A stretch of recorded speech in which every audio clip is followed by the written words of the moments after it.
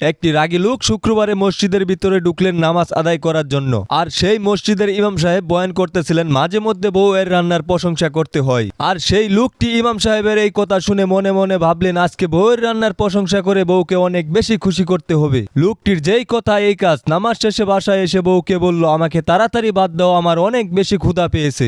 লোকটি পেট ভর্তি ভাত খেয়ে বউকে খুশি করার জন্য বলল, আজকে তোমার রান্নাটা অনেক বেশি মজাদার হয়েছে। তুমি তরকারির মধ্যে এমন কি দিয়েছিলে যে তরকারি এত মজা হলো? আর লোকটি এই কথা বলতে না বলতে লোকটির বউয়ে তরকারির থালাটা তার নাকি মুখে ছুঁড়ে মারলো। তাৎক্ষণিক লোকটি রাগান্বিত হয়ে বলল, তুমি আমার সাথে এরকম ব্যবহার করলে কি জন্য? তখন লোকটির বউ বলল, আজকে 5 বছর ধরে তোমাকে আমি রান্না করে খাওয়াচ্ছি, এরকম কথা বলতে শুনলাম না।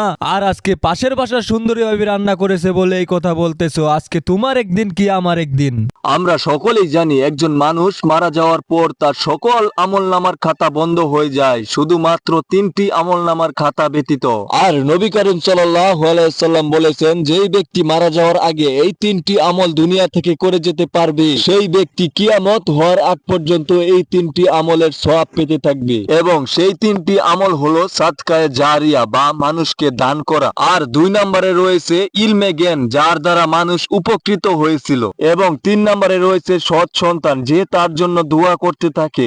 একজন ব্যক্তি একটি বনের ভিতর থেকে একটি বাঘের বাচ্চা ধরে আনলেন অনেক শখ করে পালার জন্য, এবং সেই বাঘের বাচ্চাটিকে অনেক যত্ন সহকারে লালন পালন করতে শুরু করলেন। আর বাঘের বাচ্চাটিও ছিল অনেক বেশি সুন্দর এবং কিউট। আর এভাবে কিছুদিন যাওয়ার পর সেই বাঘের বাচ্চাটি অনেক বেশি বড় হয়ে গেল এবং সেই লোকটির সাথে সব সময় খেলাধুলা করত। এইভাবে আর কিছুদিন যাওয়ার পর সেই বাঘটি অনেক বেশি হিংস্র হয়ে গেল এবং সেই লোকটির কোনো কথাই শুনতো না। একদিন তার মালিক একটু বাহিরে গিয়েছিল কাজে এবং তাকে বাড়িতে কেউ খাবার দেওয়ার মতো ছিল না। আর কিছুক্ষণ পর তার মালিক আসলো এবং তার মালিককে দেখে সে অনেক বেশি রাগান্বিত হয়ে যায়। আর সে রাগান্বিত অবস্থায় তার মালিককেই সে খেয়ে ফেললো এবং সে তার পেটের খিদা নিবারণ করলো। প্রিয় বন্ধুরা, এখান থেকে আমরা এটাই শিখতে পারলাম, শত্রু কখনোই বন্ধু হয় না।